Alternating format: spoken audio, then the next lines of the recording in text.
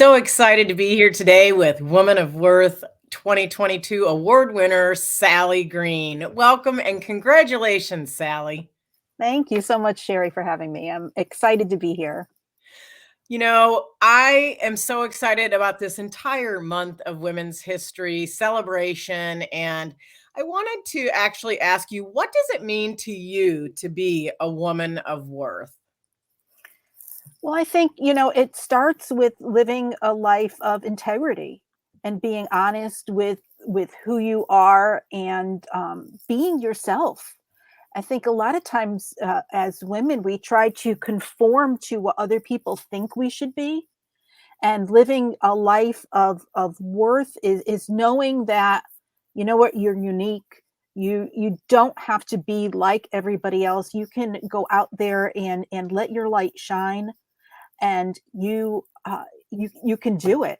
A lot of people are, especially women. I think they tend to hide their light because they're afraid what people are going to say or what people are going to think. But knowing that you have that worth is what brings that out and what makes your life shine.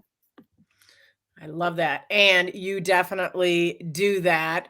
You are known as the self care rock star, Sally. And I'd love for you to share with our viewers a little bit about what that means to you and how you came to be the self care rock star. Well, it's funny because I was never ever that before. I mean, that it's something that was really foreign to me, that the for from where I was to where I am is a total turnaround. I started during the pandemic.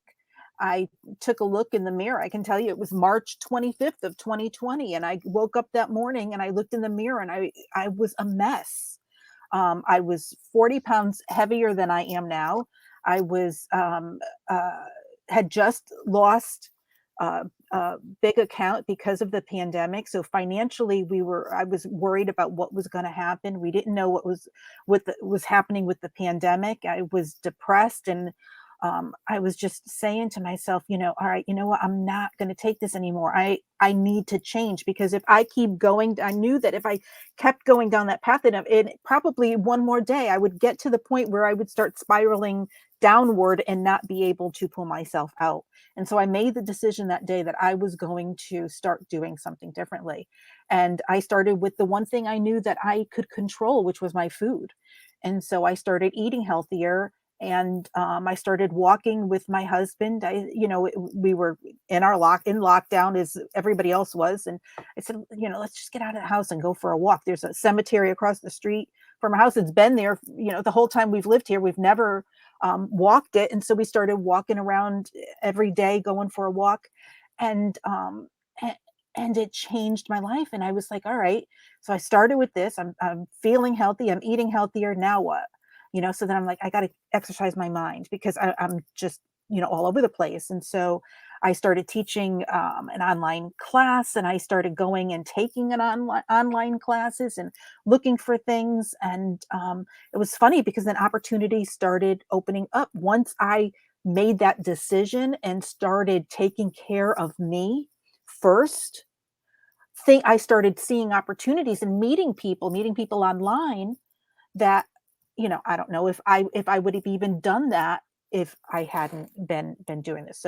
Um, that's kind of the weird. So, I started uh looking for different ways. I became a an author in a collaboration book, and then I was like, all right, I need to leverage this somehow. I need to be able to do something. And I'd been doing the whole healthcare and changing all these little habits. I turned off the TV.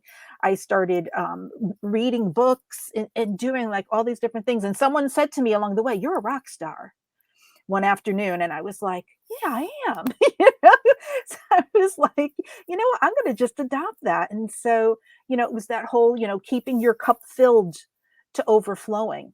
When we're especially for women, I think we tend to, do stuff for ourselves to the point where, we're feeling kind of good, and then we give and give and give. At least that's the way I was until I was spent, until I was empty. And then I would just do something, to keep my cup filled. but Les Brown said something in one of those meetings that I went. I didn't know who Les Brown was 2 years ago, but I heard him speak, and he said, "You got to keep your cup filled to overflow, and only give to people from that overflow. Constantly keep your cup filled," and that changed my mindset. I love that. That's one of my favorite things that he teaches about, and I think that's true. And I think a true woman of worth knows that she needs to pour from that overflow and continue to pour into herself. And I commend you for doing that and recognizing that, Sally. And what an inspiration to women around the world to understand that they do have to acknowledge and pour into themselves as well. So I know you kind of mentioned that this, what you've been doing is sort of kind of was born of, you know, feeling kind of stuck. And I wanted to ask because it's a question I think that a lot of people have, that when you get to a point where you're having success and you're making inroads and making an impact the way that you want to, you'll always have obstacles. Can you share with our viewers something that you've overcome or an obstacle that was presented to you along the way in your journey that obviously didn't break you but made you stronger, and share a little bit about that? Well, I think, when I first started this, I cut out a lot of the foods, and the sugar and the alcohol and the snacking and stuff. And probably about a year into it, last year, or probably around this time, I kind of found myself slipping back. And I started going right back into, um, you know, drinking, going out and with friends, or coming home and having a drink, and then doing the snacking. And it was just so easy, because I had spent almost a year, doing it right, but it was so easy to go right back into those old habits. And I was in that place for probably, 4 or 5 months before I was like, "All right, you know what?" The weight was starting to climb back. I was starting to feel sluggish. I was starting to, beat myself up, and I said, "I gotta do something different. I can't be doing this anymore to myself." And I had to have that all over again, that decision, that I did the year before, um, and and uh, and start all over again. So it's kind of like those tracks were dug in deep, and it was just so easy to just like get right back on. See, and I think that's a common thing that we have. We sometimes want to fall into those behavior patterns. They're very familiar. So sometimes we slip into them and we don't even realize we're doing them. You know what? Congratulations to you for recognizing that pattern and pushing out of it. I think that actually shows why you are the self care rock star. And that Yeah, is rock star behavior because it takes courage to actually say, wait a minute, that isn't what I really want for right. myself, and to push forward and make that change again. So congratulations on that. So I want to ask you, because we're talking about Women's History Month, I want to ask you, what really important woman impacted you in your life as you were growing up and through your journey to an adult? Is there somebody that stands out to you that really helped made you who you are today? I would have to say my mom. Um, right now, my mom has Alzheimer's, and for the last 2.5 years almost, I kind of lost her. She was my best friend. I would be on the phone calling her 2 or 3 times a day, and now she doesn't remember. I mean, she knows me when I'm there, but then sometimes she doesn't recognize me. So it's that Alzheimer's is just such a horrible disease. And but she taught me so much throughout my life. She was young. She was only 19 when she had me. And so, but a great person, and she actually, the reason that I'm so selfless is because of her, because she gave to everybody. She gave, until she was spent. She didn't do the cup overflowing. She didn't give to herself. She made sure that her kids and her family and her, had everything. So, but I would say, yeah, my mom was responsible um, for the way that I am. She was a great teacher. She loved art and crafts and painting and doing all that stuff. And so I would remember coming home, and she would have a house full of her family and friends over, and they would be doing ceramics at the kitchen table, and she would have all the paints out, and they would all be doing little things and talking and laughing. And I'd come home from school on a Tuesday or Wednesday afternoon, and they'd be over at the drinking coffee at her kitchen table, and doing and painting. So, it was that, that connection to other people, her love of having she always wanted some, people at her kitchen table having coffee with her. That was her big thing. I love that. So, And yeah. I think, even with the pandemic, I mean, that's one of the things that, online Mhm. connections have sort of replaced the kitchen table, but I it's been know. sort of a blessing in that regard. So that's a really awesome story about your mom. I love that. I can just imagine all the women around the table, and you felt like you had like five extra aunts, I suppose. Yeah, yeah. That's awesome.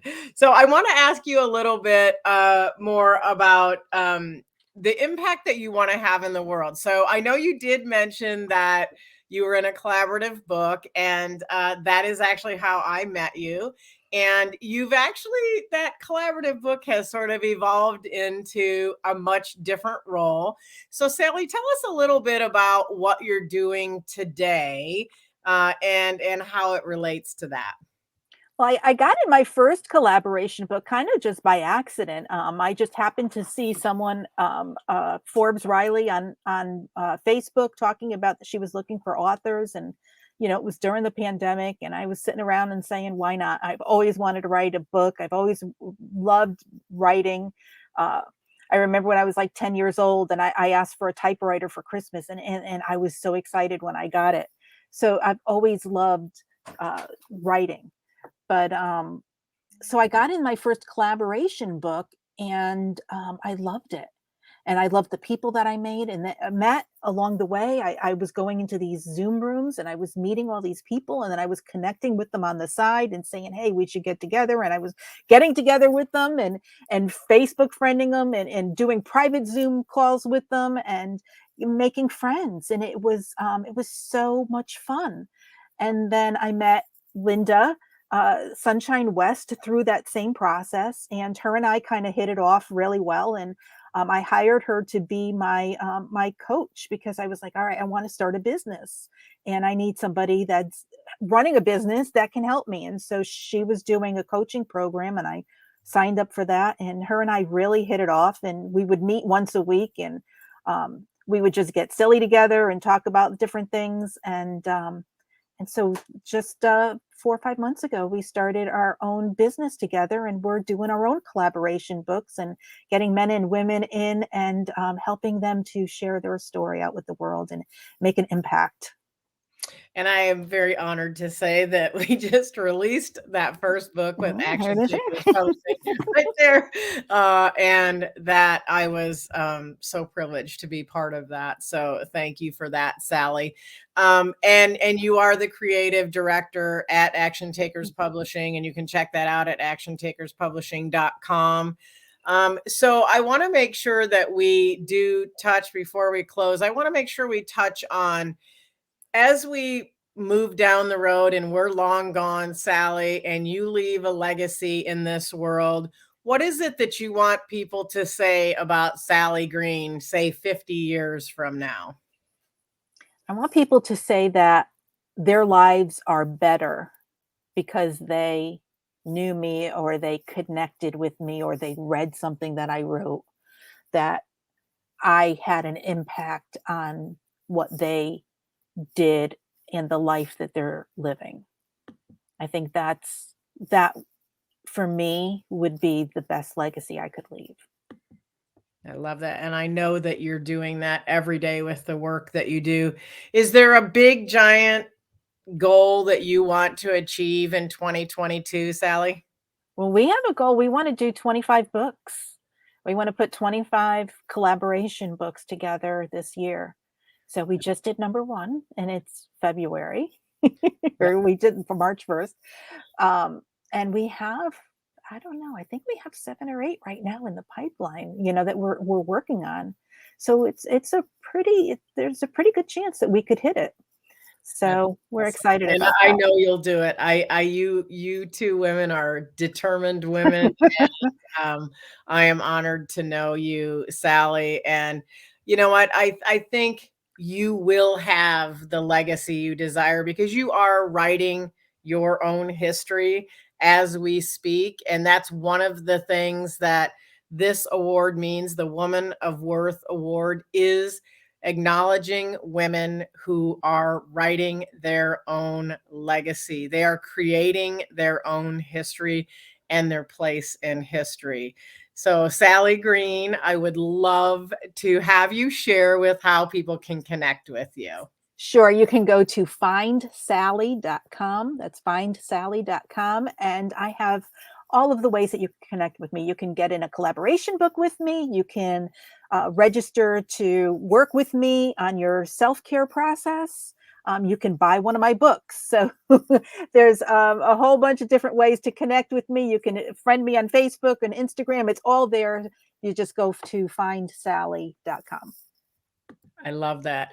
And I'm going to just put my 2 cents in and say you should find Sally.com because Sally, you are amazing. You are a woman of worth, and I am so proud to know you. Thank you, Sherry. I love you. Love you too.